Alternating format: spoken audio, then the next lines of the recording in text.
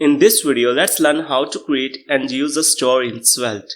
Now before we dive into the code, let's understand the scenario we are looking to implement in our Svelte application. We want to implement a simple counter. The counter should have a button to increment the counter, a button to decrement the counter, and a button to reset its value. And of course, we need to display the count value in the browser. The scenario is very simple, as you can see. You could definitely implement this with a single counter component. However, we are here to learn about stores. So we are going to assume that each of these functionalities are contained in separate components. So the count value needs to be shared across 4 different components, which seems like a perfect use case for stores.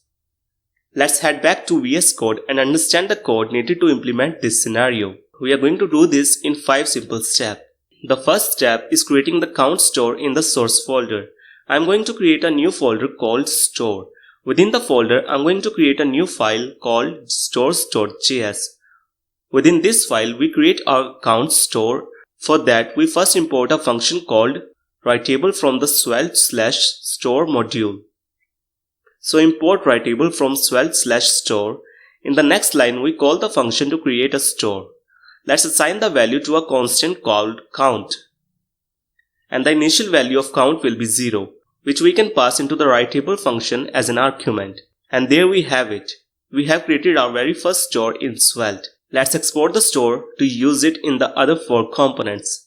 Alright, now that we have our store, let's proceed with step 2, which is creating a component to display the count value. In the source folder, I'm going to create a new folder called components. And within the components folder, I'm going to create a new file called display. So display.svelte. In this file, we create a component that renders the count value to the browser. So add a script section and import the count stores from stores.js. So import count, which is what we exported from /store/stores. Once we have the store imported, we need to subscribe to its value. We do that using the subscribe method on the count store. So count.subscribe, and this accepts a callback function. The function receives the count value as its argument, which we can then assign to a local variable in the component. So let's create a local variable called counter. And within the callback function, assign counter is equal to value. We can then bind this counter variable to the markup. So as to tag, current count is counter.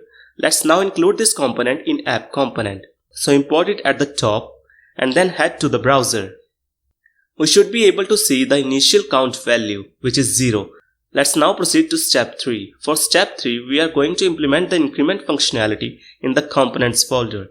Create another file called increment.svelte. Within the file, we add a button with the text increment. And on click of this button, assign a handler called increment. Now we implement this handler. Add a script section, and within the script section, we define the function. So function increment, and within the function body, we need to increment the count value. And the way to do that is to use the update method on the count object. So begin by importing count from the stores. Import count from store/stores. Now within the increment function, we call count.update, and this function accepts a callback function as its argument, which receives the current count value as its argument. All we have to do now is return the same value after incrementing it by 1. So return value plus 1. Our increment component is ready. So let's include this in app component. So import it at the top and head to the browser. You can see that we have the button, and when we click on it, the count value updates to 1. What happened here is that the subscribe method in the display component ensures to count value is updated in the component, which then causes a re-render and we see 1 in the browser. So we can use the update method to update our store values. For our step 4, let's add the decrement functionality by making modifications to the increment functionality. In the component folder, I'm going to create a new folder called decrement.svelte. I'm going to copy the code from the increment component and paste it here. The button text is going to be decrement, the handler is going to be decrement, and we return value -1. Let's also import this component in app component and include it in the markup. So save the file and head to the browser. You can see that the decrement button works as expected. Now for the 5th and final step, let's add the reset functionality again by making modifications to the increment functionality. So in the component folder, I'm going to create a new file called reset.svelte. I'm going to copy the code from increment component and paste it here. The button text is reset and the handler is going to be reset as well. But this time, instead of using the update method, we can use the set method since we don't need the current value of count. So count.set and we pass in 0. Let's import the component in app component and include it in the markup. Save the file and head back to the browser. If I click on reset, the count is factory 0. The counter scenario where you set out to implement has been completed. Let me quickly go through what we have done. In the stores file, we created a count store using the writable function from the store module. The initial count is set to 0. Read the count value. We use the subscribe method on the count object to update the count value based on its existing value. And finally, to set a specific value, we use the set method. Hopefully, you have the big picture of how store works in Svelte. Now, there is one final detail that we need to look at. At the moment, in display.svelte, we subscribe to the count value, but you might have noticed that we never unsubscribe it. If the component was instantiated and destroyed many times, this would result in a memory leak. We can fix this by using the onDestroy lifecycle hook.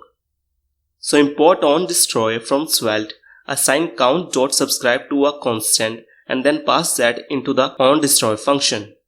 The unsubscribe function gets called when the component is unmounting from the DOM. Now, although this works perfectly fine, you will soon realize that this pattern gets repetitive.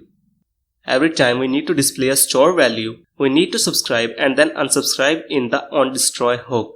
To help us with this boilerplate code scenario, Svelte provides a special syntax. You can reference a store value by prefixing the store name with a $sign. So we can remove the local variable onDestroy, the subscription and the unsubscribing logic. And instead we just have to include $count, so store value prefixed with a $sign. Now Svelte will automatically manage the subscription, head back to the browser, and everything works as expected. The code, however, is simplified to a great extent. So this is pretty much the basics about Svelte stores. Let's look at a few more concepts around the same topic in the next video. Thank you guys for watching and I'll see you guys in the next video.